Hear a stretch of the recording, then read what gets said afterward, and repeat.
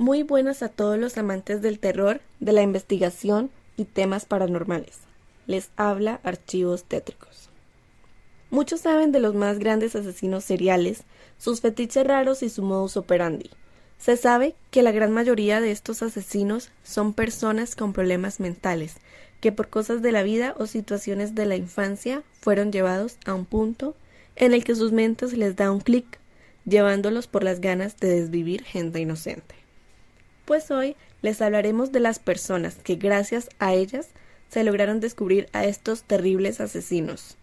Héroes que no son considerados héroes, pero que sin ellos muchas otras personas habrían sido asesinadas. Sin más, bienvenidos. Tracy Edwards, el sobreviviente de Jeffrey Dahmer. Tracy era un hombre afroamericano en ese entonces de 31 años de edad. Él se encontraba en un centro comercial cuando Jeffrey le ofreció dinero por dejarse tomar unas fotos desnudo. Hay otras fuentes que indican que lo invitó a tomar algunas cervezas a su casa. El caso es que Tracy aceptó y se dirigieron a la casa de Jeffrey. Estando allí, Tracy relata que a pesar del olor nauseabundo del apartamento, lucía limpio y ordenado. Al cabo de un rato, al querer salir del apartamento, Jeffrey lo drogó, abusó de él y después se lo llevó al cuarto y lo obligó a ver El Exorcista mientras Jeffrey acariciaba una cabeza humana. Al cabo de un rato, Tracy lo convenció de que lo llevara a la sala y camino a la sala se detuvieron en la cocina en la cual tenía una nevera que contenía restos humanos. Finalmente llegaron a la sala y Tracy afortunadamente logró golpear a Jeffrey en la mandíbula y logró escapar. En el camino vio a unos policías y le cuenta lo ocurrido. Los policías fueron a casa de Jeffrey y allí encontraron contenedores con restos humanos. Después de eso, lo judicializaron y fue a prisión hasta el fin de sus días. Y es así como logran terminar con la ola de crímenes de este asesino en serie.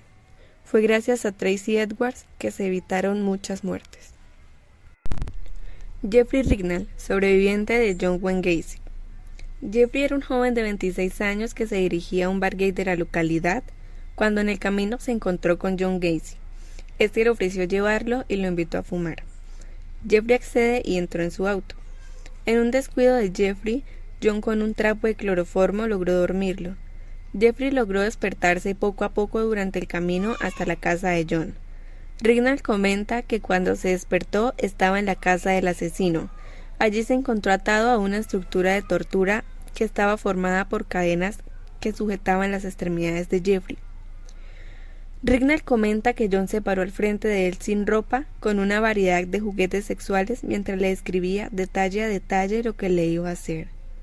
Después de eso procedió a abusar, a drogarlo, a azotarlo y muchas otras cosas que no puedo decir por este medio. Después de un tiempo de tortura, Jeffrey pierde la conciencia.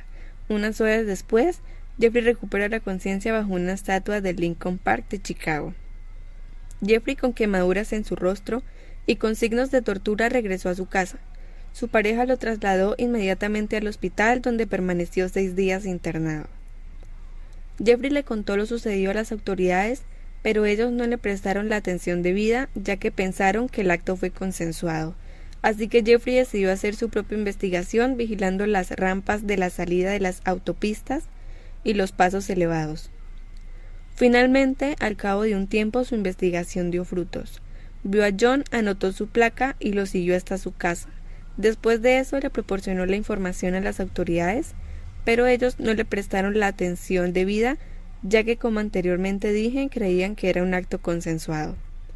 Desafortunadamente tuvieron que pasar 9 meses para capturarlo, y en ese lapso de tiempo John asesinó a 4 personas más. Jeffrey quedó con secuelas. Él relata que perdió cerca de 40 libras, se volvió retraído y experimentó depresión. Comenzó un tratamiento por problemas de salud mental y le recetaron tranquilizantes y somníferos.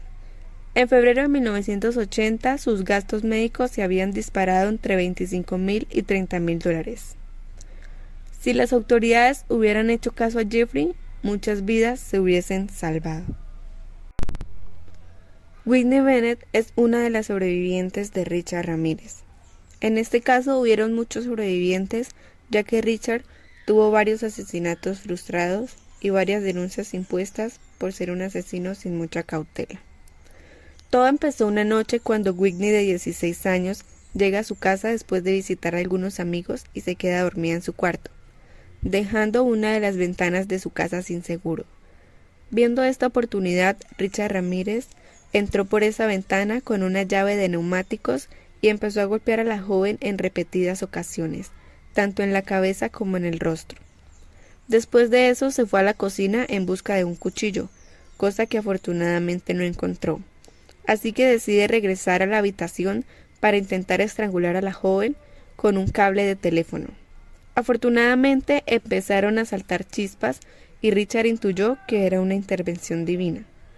Algo irónico siendo una persona con creencias satánicas. Richard huyó del lugar de los hechos, pero dejó la llave de neumáticos en la habitación de Whitney y dejó unas huellas muy claras. Después de la huida de Richard, Whitney pudo gritar y llamar a sus padres. Los padres llegaron a la habitación y la trasladaron inmediatamente al hospital en el cual tuvieron que hacerle una intervención quirúrgica en la cual le hicieron 500 suturas y una cirugía estética, ya que había sufrido daños muy graves en su rostro. Tiempo después, con las pruebas que se pudieron obtener en la habitación de Whitney, junto con su declaración y la declaración de otras víctimas, pudieron ponerle tras las rejas. Carol Daronch, sobreviviente de Ted Bundy. Carol era una joven que en ese entonces tenía 18 años cuando ocurrieron los hechos. Se encontró con Ted Bundy en una biblioteca. Él, con engaños y disfrazado de policía, le indicó que habían querido entrar al auto de ella a la fuerza, así que asustada decidió seguirlo. Aunque se le hizo raro, pues aquel supuesto policía olía alcohol, pero aún así lo siguió. Cuando llegaron al lugar se dio cuenta de que no faltaba nada en su auto, pero aún así quiso instaurar una denuncia sugerida por Bundy, así que decidió ir con él. Cuando entró al carro de Bundy se dio cuenta que no tenía manija. Entonces la joven entró en pánico, pero Bundy la vio y sujetó de la muñeca y la amenazó con una pistola. Con todas sus fuerzas la joven forcejeó con él y finalmente logró salir del auto en busca de ayuda. Gracias a ella se pudo identificar el carro con el cual cometía alguno de sus asesinatos y así comenzó la búsqueda que finalmente terminó en la captura del asesino en febrero de 1978.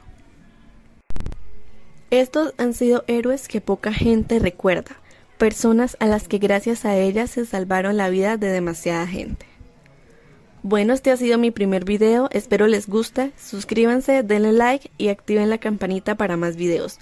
Por favor comenten si tienen alguna sugerencia para videos futuros. Muchas gracias por vernos.